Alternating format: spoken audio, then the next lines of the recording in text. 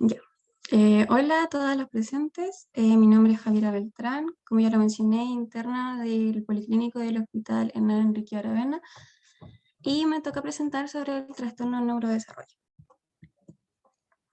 Bueno, y dentro de la tabla de contenidos tenemos la definición del trastorno del neurodesarrollo, los trastornos que componen el neurodesarrollo, todo esto según el DSM-5, el proceso de evaluación desde terapia ocupacional, el plan de intervención desde terapia ocupacional, intervención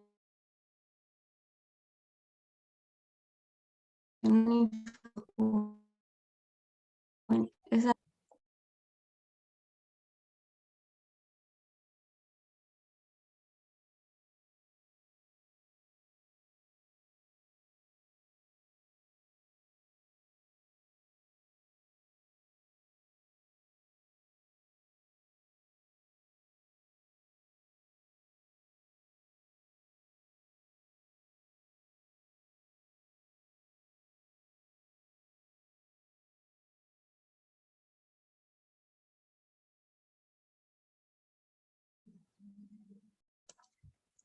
¿Qué pasó?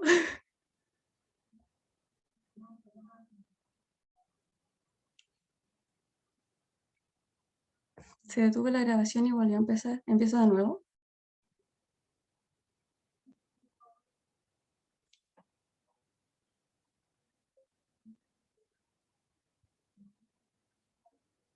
Ustedes me dicen porque no escucho nada.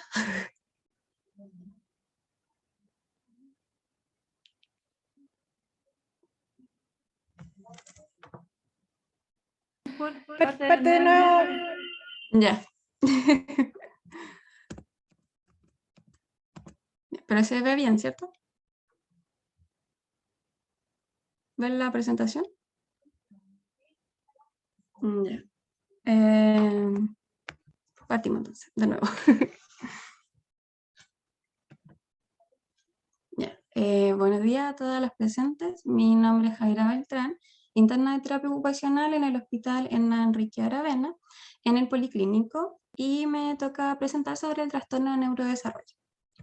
Dentro de la tabla de contenidos tenemos la definición del trastorno de neurodesarrollo y los trastornos que componen el trastorno de neurodesarrollo, todo esto según el DSM-5. Tenemos el proceso de evaluación, el plan de intervención y la intervención, todo esto desde la mirada de terapia ocupacional. Y por último, juego y terapia ocupacional en la población infanto-juvenil. Bueno, comenzando con la introducción, tenemos los trastornos del neurodesarrollo como una explicación un poco más amena de lo que significa, que estos trastornos surgen desde los primeros años de vida o en la etapa escolares, generando dificultades en distintas áreas del funcionamiento o desempeño tanto del niño, de la niña o del adolescente. Dependiendo de las habilidades y ocupaciones afectadas, se utilizan diferentes nombres o diagnósticos que describen este conjunto de características, lo que permite un proceso de evaluación e intervención específico según las necesidades tanto del niño como de la familia. Bueno, y ya según el DSM-5, los trastornos de neurodesarrollo son un grupo de afecciones con inicio en el periodo de desarrollo, los cuales se manifiestan normalmente de manera precoz y se caracterizan por un déficit en el desarrollo, perdón, se me seca la garganta, lo que a la vez produce deficiencias en el funcionamiento de la persona, que también afectan lo social, en lo académico o en lo ocupacional. Y el rango de los déficits del desarrollo varían desde las limitaciones muy específicas del aprendizaje o del control de funcionamiento de las funciones ejecutivas hasta deficiencias un poco más globales, tanto de habilidades sociales o de la inteligencia. Todo esto es según el DSM-5. Bueno, y dentro del trastorno de neurodesarrollo encontramos 8 grandes trastornos que componen el trastorno de neurodesarrollo. Por ejemplo, tenemos la discapacidad intelectual, el trastorno de comunicación, el trastorno del espectro autista, el trastorno por déficit de atención con hiperactividad, trastornos motores, trastorno específico del aprendizaje, trastornos de tics y otros trastornos del neurodesarrollo. Gaby, disculpa un ratito, la diapo, estamos viendo la tabla de contenidos todavía. Parece que compartiste solo la diapo de la tabla. Mentira, se quedó pegado. A ver. ¿No se actualizó? Ahora sí. Ya. Ahí volví atrás. Y ahí volví atrás de nuevo. A ver. Ahí. Ya. Bueno, eso era lo que hablaba con respecto a la definición del trastorno del neurodesarrollo. Como ven ahí está lo que dice el DSM-5. Aquí más adelante es una tablita que realicé según un escrito que había de los trastornos del neurodesarrollo, también según el DSM-5, y lo dividí en una tabla para que fuera un poco más agradable a la vista. Por ejemplo, si hablamos de trastorno del lenguaje, pertenece al trastorno de la comunicación, que pertenece al trastorno del neurodesarrollo. Entonces, más que nada para que hubiera como una vista más global. Entonces, como recapitulando, existen 8 grandes trastornos. Vuelvo atrás: discapacidad intelectual, trastorno de la comunicación, trastorno del espectro autista, trastorno por déficit de atención e hiperactividad, trastornos motores, trastornos de TIC, trastorno del aprendizaje y por último otros trastornos del neurodesarrollo.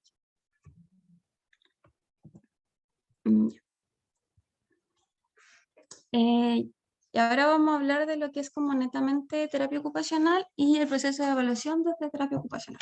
¿Ya?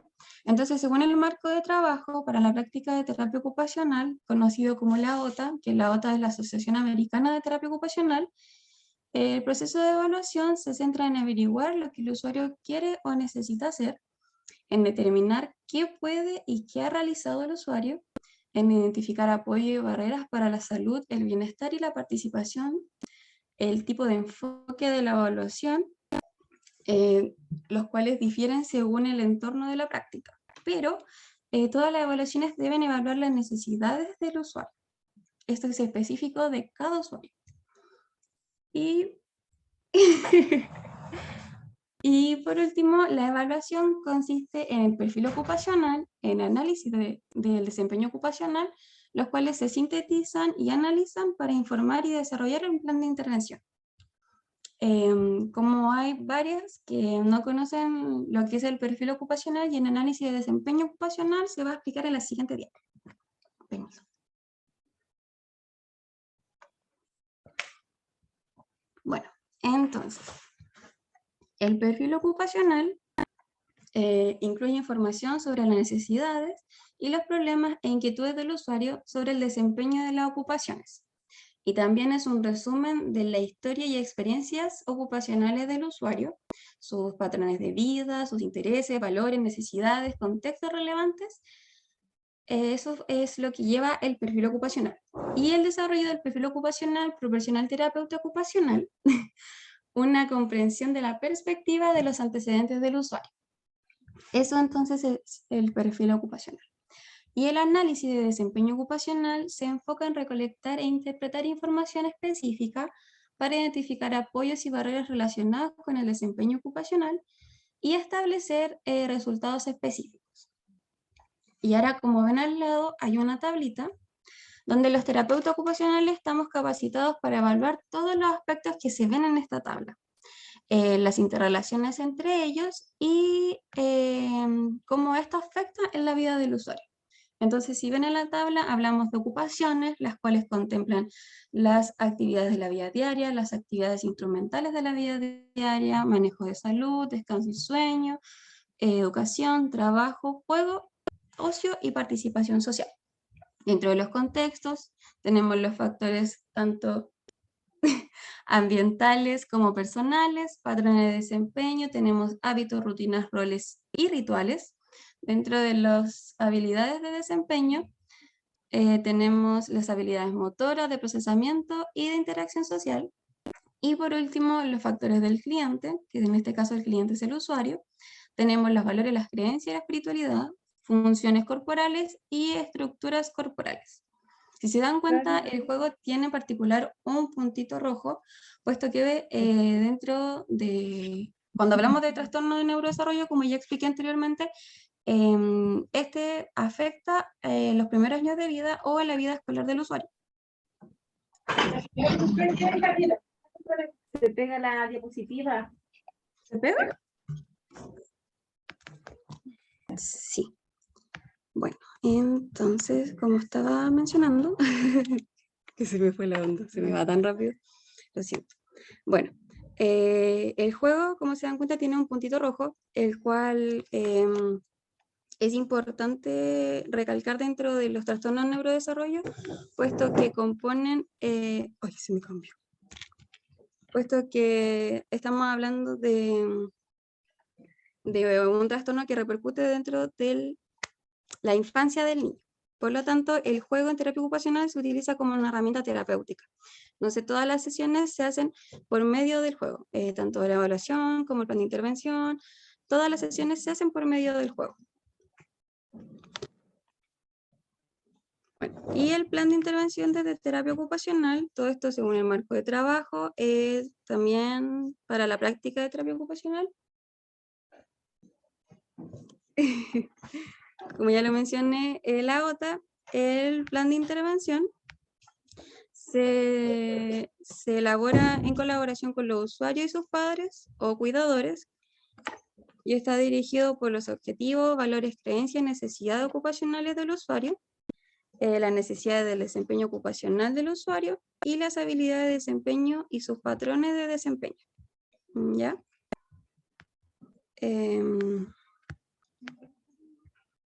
Bueno, el plan de intervención, el terapeuta ocupacional diseña el plan de intervención sobre las bases de los objetivos de tratamiento establecido en conjunto con el usuario y en este caso sus cuidadores o padres, donde se debe incluir las prioridades del usuario, información sobre su desempeño ocupacional y los resultados específicos de la intervención. Todo esto aborda la situación actual del usuario y su potencial relacionado con los patrones de ocupación del usuario. ¿Ya? Como que no sé si me estoy pasando del tiempo. Más rápido, más rápido. Ya. La intervención desde terapia ocupacional, entonces la vamos a hacer más corta, son evaluaciones e intervenciones realizadas por los profesionales de terapia ocupacional en colaboración con el usuario. La intervención tiene por objetivo promover la salud, el bienestar y la participación, y la intervención varía según persona usuario, grupo población, contexto de evaluación o intervención, como para hacerlo más rápido. Y es bastante importante recopilar que, o sea, como punto importante, que la información recopilada en las evaluaciones e intervenciones se deben informar constantemente a los padres o cuidadores. Y la relación del terapeuta ocupacional con los padres es fundamental para la creación de un vínculo, un buen plan de intervención, una correcta comunicación, puesto que igual gran parte de la terapia que se hace en la sesión igual se lleva como tarea para casa. Ya, y ahora vamos a lo, como el último punto, que es juego y terapia ocupacional en la población infanto-juvenil. Y como bien dice aquí, en terapia ocupacional se emplea el juego como herramienta terapéutica, dado que la ocupación más significativa de la infancia es esta, y el eje de su desarrollo motor, cognitivo, emocional y social, por lo que se posiciona como el centro de la intervención y destacan igual otras áreas significativas de la infancia que no se deben olvidar, que estas son el descanso y sueño, la participación social, la educación, el ocio y tiempo libre y las actividades de la vida diaria. Pero como eje central siempre va a estar el juego, porque entonces en palabras simples, el juego es la principal ocupación del ser humano durante la infancia y su adolescencia. Y dentro de las pautas de evaluación de juego, se destacan 3 que se utilizan en terapia ocupacional, que son la historia de juego de Nancy Takata, el test de jugueteo de Anita Bondi y la evaluación de juego preescolar de Susan Knox.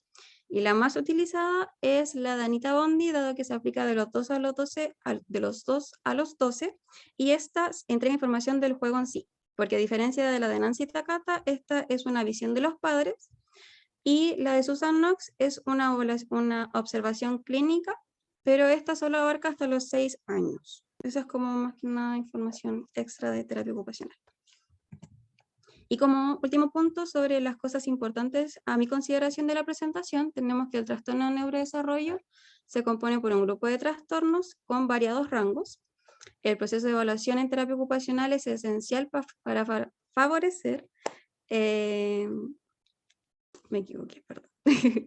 El proceso de evaluación de terapia ocupacional es esencial para reconocer fortalezas, limitaciones, etapa de juego, escolaridad, entre otros componentes. Como tercer punto, la intervención en terapia ocupacional en el área infanto-juvenil se realiza por medio del juego con la finalidad de potenciar las habilidades, patrones de desempeño, ocupaciones, entre otros aspectos, los cuales repercuten en los factores ambientales y personales, porque como ya lo mencioné anteriormente, el juego es la herramienta terapéutica para terapia ocupacional. Y como cuarto punto, tenemos que es importante las intervenciones que se enfoquen tanto en el usuario como en sus variados contextos y en las personas con las que se relacionan.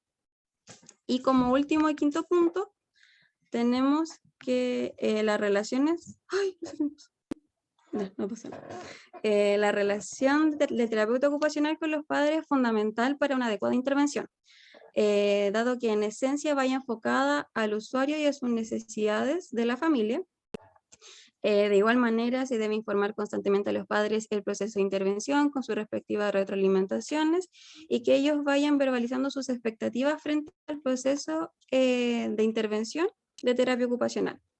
Por lo que es importante que los padres comprendan la adquisición de la autonomía de las actividades básicas o de las actividades de la vida diaria, que el juego es una herramienta terapéutica y que para lograr todo esto, la terapia ocupacional tiene que ser entendida en su esencia y por ello es importante una comunicación constante y un vínculo terapéutico entre el niño y su familia. Y como bonus, de lo más importante, es que siempre se debe considerar un trabajo multidisciplinario entre las distintas facultades del área de salud para el beneficio del usuario. Y esa es mi bibliografía y sería.